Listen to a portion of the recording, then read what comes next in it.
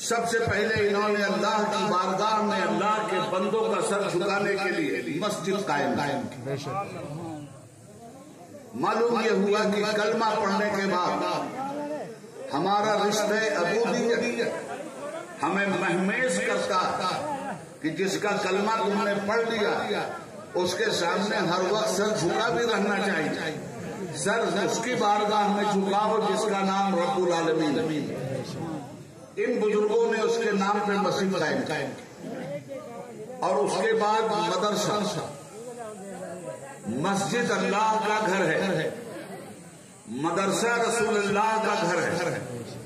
پہلے اللہ کا گھر بنایا, اس کے بعد رسول اللہ کا گھر بنایا کہ اللہ کے گھر میں جانے کے لیے رسول اللہ کی تعلیم ضروری ہے. نماز کیسے ادا کریں گے یہ رسول اللہ سے پوچھیں گے. حج کیسے کریں گے یہ رسول اللہ سے پوچھیں گے. قرآن نے تو کہہ دیا اقیموا الصلاۃ, نماز قائم کرو, مگر قائم کیسے کریں تو رسول اللہ نے کہا ایسے قائم کرو صلو کما رأیتمونی اصلی, مجھے جس طرح نماز پڑھتا ہوا دیکھ رہے ہو اسی طرح نماز پڑھو, نماز قائم ہو جائے. معلوم یہ ہوا کہ نماز پڑھنے سے پہلے ہر نمازی کو رسول اللہ کی نماز کو جاننا چاہیے کہ اللہ کے حبیب غسل کیسے کرتے تھے, پھر وضو کیسے کرتے تھے, پھر کپڑے کس طرح سے پہنتے تھے, پھر مسجد میں کیسے جاتے تھے, پھر نماز کا اہتمام کیسے کرتے تھے, انفرادی نماز کیسے پڑھتے تھے, باجماعت نماز کیسے پڑھتے تھے, اللہ سے دعائیں کیسے کرتے تھے. جب اس طرح رسول اللہ صلی اللہ علیہ وسلم کی نماز آپ اپنے سامنے رکھیں گے تو سجدہ کیجیے گا اور سجدے میں زمین کے ذروں کو دیکھیے گا کہ وہ عرش آسیہ بیت النور کے مسافر بن گئے. وہ سجدہ تو سجدہ ہوا ہی نہیں. یہ جو اٹھک بیٹھک والا سجدہ, وہ سجدہ تو سجدہ ہوا ہی نہیں کہ سر جھک گیا دل جھکا ہی نہیں. نقش سجود تیری جبین پر ہوا تو کیا, وہ سجدہ کر کے لوح زمین تک نثار ہے.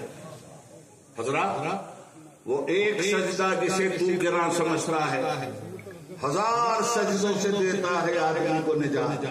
انسان کبھی ظلم کو سجدہ کرتا, انسان کبھی برائی کو سجدہ کرتا, انسان کبھی بے حیائی کو سجدہ کرتا. جب ظلم کا ساتھی بن جائے تو سمجھو اس نے ظلم کو معبود بنا دیا اور اس کے سامنے یہ سجدہ کر رہا. جب جھوٹ کے سامنے جھک جائے تو سمجھنا اس نے جھوٹ کو معبود بنا دیا. اس لیے کہ جھکنا اس کے سامنے, بات اس کی کرنی ہے جو ہمارا معبود ہے, اور وہ معبود اللہ کے علاوہ کوئی نہیں. اسی لیے آپ رات بھر یہاں بیٹھ کر لا الہ الا اللہ, لا الہ الا اللہ, لا الہ الا اللہ کی جو تسبیح کر رہے تھے اس کا مفہوم کیا ہے؟ ان بزرگوں نے یہ جو لا الہ الا اللہ سمجھایا اور سکھلایا اور بتلایا, اس کا مطلب کیا؟ پہلے تو کہا لا الہ, کوئی خدا نہیں. کیوں کہا یہ بات کو سمجھیے, آسان زبان میں بات کر رہا ہوں آپ. پہلے کہا لا الہ, اعلان کرو کائنات میں کوئی خدا نہیں. کیوں؟ اس لیے کہ دیکھ رہے ہیں کہ لوگ چاند کو خدا سمجھ کے پوج رہے ہیں, لوگ سورج کو خدا کہہ رہے ہیں, ذرے ذرے نے معبودیت کا نذرانہ وصول کرنا شروع کر دیا. پہاڑوں کی بلند چوٹیوں کو لوگوں نے خدا کہا, سورج کی شمسی توانائیوں کو لوگوں نے خدا کہا, چاند کی نورانی کرنوں کو لوگوں نے خدا کہا, ابلتے ہوئے دریا کی روانی کو لوگوں نے خدا کہا, شجر و حجر کو لوگوں نے خدا کہا. کائنات کی وہ کون سی شے ہے جو پوجی نہیں گئی؟ ستاروں کو خدا کہا گیا. جب یہ کائنات ظلمت سے بھر گئی اور ایک خدا کے پتہ سے یہ دور ہو گئی, یا بلفظ دیگر ایک خدا کا اس نے انکار کر دیا, یہی اولیاء اللہ تھے جنہوں نے اس جگہ پہ آ کر کے لا الہ الا اللہ کی تکبیر شروع کر دی اور آپ سے لا الہ الا اللہ پڑھوا کر کے دم دیا. آپ سے کہا پہلے کہو نہیں مانتے اس کے بعد کہو الا اللہ، اکیلا ہے وہ اللہ۔ اللہ اکبر، یا رسول اللہ، زندہ باد زندہ باد۔ زبان نے کہہ بھی دیا لا الہ تو کیا حاصل، دل و نگاہ مسلمان نہیں تو کچھ بھی نہیں۔ 1000 مرتبہ لا الہ الا اللہ کہا، اگر یہ لا الہ الا اللہ دل میں نہیں اترا تو صرف زبان سے لا الہ الا اللہ کہنا کافی نہیں۔ اور دل میں اترنے کا کیا مطلب ہے؟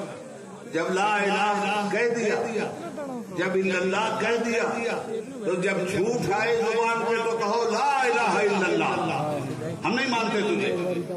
جب برائی آئے تو کہو لا الہ الا اللہ، جب بے حیائی آئے تو کہو لا الہ الا اللہ، جب کرپشن آئے تو کہو لا الہ الا اللہ، جب بدعنوانی سر جھکانے کے لیے کہے تو کہو لا الہ الا اللہ، جب حق تلفی لوگوں کا حق مارنے کے لیے اکسائے تو کہو لا الہ الا اللہ، جب کفر آئے تمہیں گھیرنے کے لیے تو کہو لا الہ الا اللہ، جب صرف تم پہ چھانے کی کوشش کرے تو کہو لا الہ الا اللہ، جب بدعت و خرافات تمہاری دنیا میں در آنے لگے تو سنیت کا چراغ جلا کے کہو لا الہ الا اللہ۔ یہ ہے لا الہ الا اللہ۔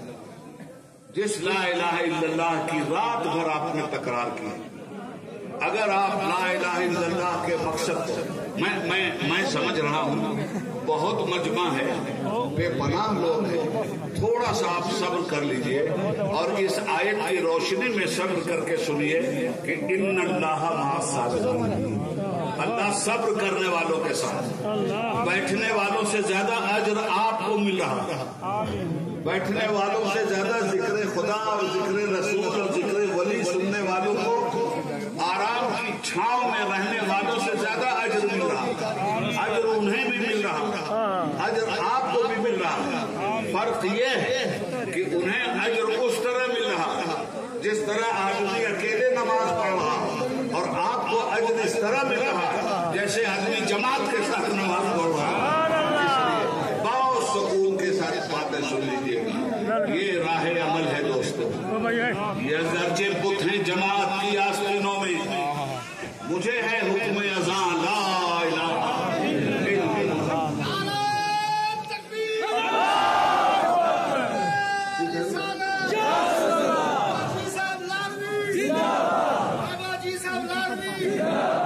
جتنی تعلیمات اس اسٹیج سے آپ کے پاس پہنچ رہی ہیں، یہ زبانیں حال سے اس وقت عبید اللہ اعظمی آپ کے سامنے پیش کر رہا ہے، مگر زبان عبید اللہ اعظمی کی ہے۔ کلام من اولیاء اللہ کے ذریعے عبید اللہ کی زبان پہ آیا ہے، کلام اللہ کے ذریعے عبید اللہ اعظمی کی زبان پہ آیا ہے، کلام رسول اللہ کے ذریعے عبید اللہ اعظمی کی زبان پہ آیا ہے۔ اس لیے یہ عبید اللہ اعظمی کا پیغام نہیں ہے، یہ پیغام اللہ کا ہے، اللہ کے رسول کا ہے، اللہ کے ولیوں کا۔ خوب اچھی طرح ذہن میں رکھ لیجیے گا، کیونکہ رات بھر آپ نے لا الہ الا اللہ کا ورد کیا، اور ہم نے رات کے اکثر و بیشتر حصے میں آپ کی یہ نورانی زبان سے نکلے ہوئے الفاظ کو اپنی سماعت کے اندر جگہ دی۔ اس لیے میرے دوست، میرے بھائیوں، میرے بزرگوں، عمل عمل عمل عمل عمل کتنے دن رہنا؟ عمل کا پرچہ لکھو۔ اللہ تم سے عمل کا پرچہ لکھوانا چاہتا ہے۔ اس کی ایک مثال دے دوں، اور پھر میں ایک مرتبہ ڈاکٹر ابراہیم مصباحی صاحب کو کوٹ کروں گا، اس لیے کہ اس کتاب کو جو میں نے پڑھا میرے دل کی دنیا بدل گئی۔ اس لیے کہ بزرگوں کی باتیں جب آتی رہتی ہیں تو دل کی دنیا کے بدلنے کا مطلب یہ ہے کہ آدمی منزل سلوک میں جہاں ٹھہرا ہوا تھا اور راستہ نہیں مل رہا تھا آگے جانے کا، وہاں یہ دریائے رحمت راستہ دے دیتا ہے اور تیر کے آدمی سمندر کی جانب روانہ ہونا۔ ایک واقعہ بابا جی کا مولانا مصباحی صاحب نے اسرار کبیری شریف میں کوٹ کیا۔ واقعہ کیا ہے؟ میں نے جس آیت کو پڑھا ہے اسی آیت کی تفسیر ہے یہ واقعہ۔ کیا ہے واقعہ؟ حضرت بابا جی لکھتے ہیں حضرت جی کہ ایک بادشاہ نے ایک بہت خوبصورت محل تعمیر کیا.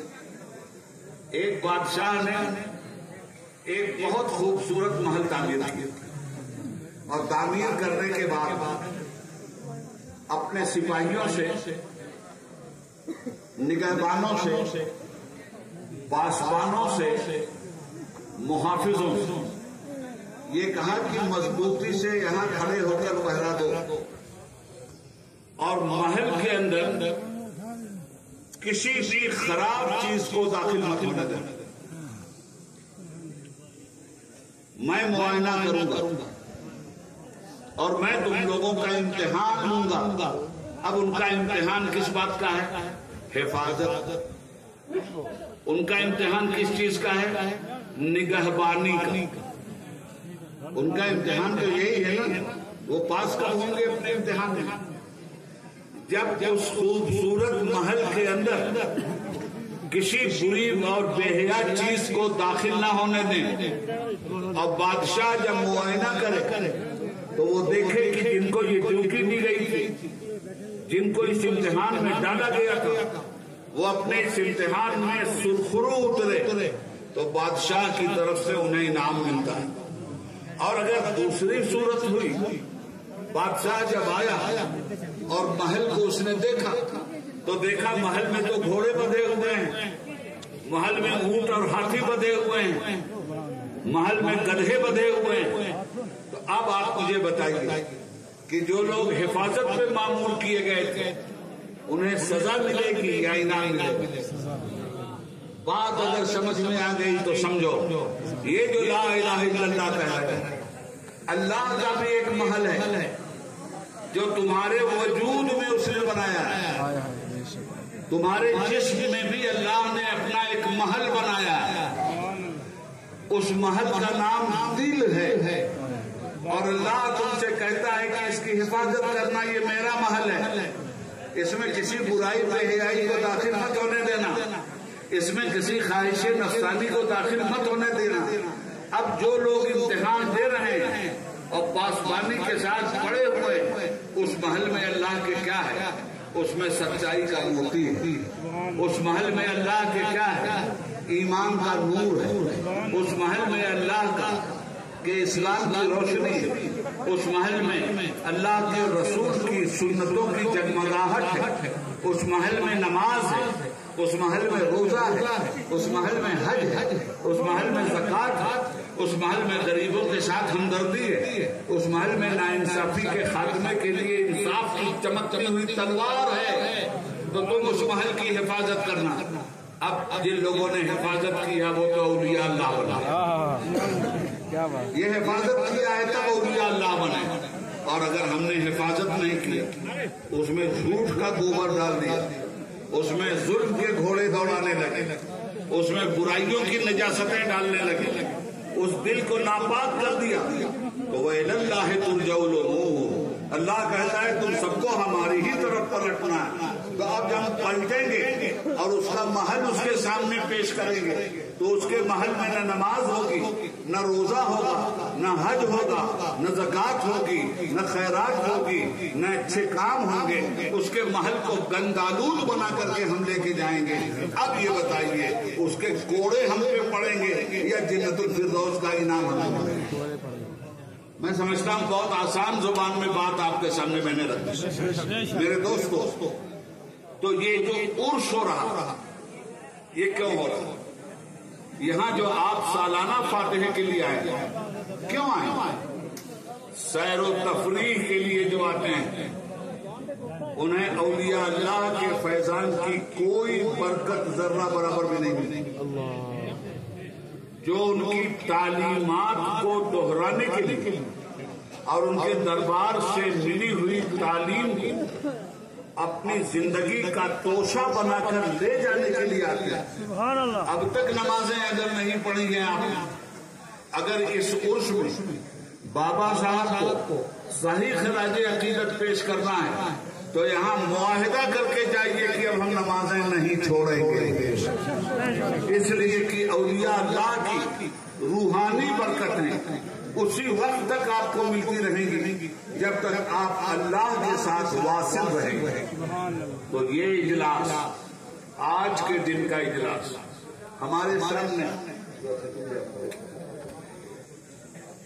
آج کے دن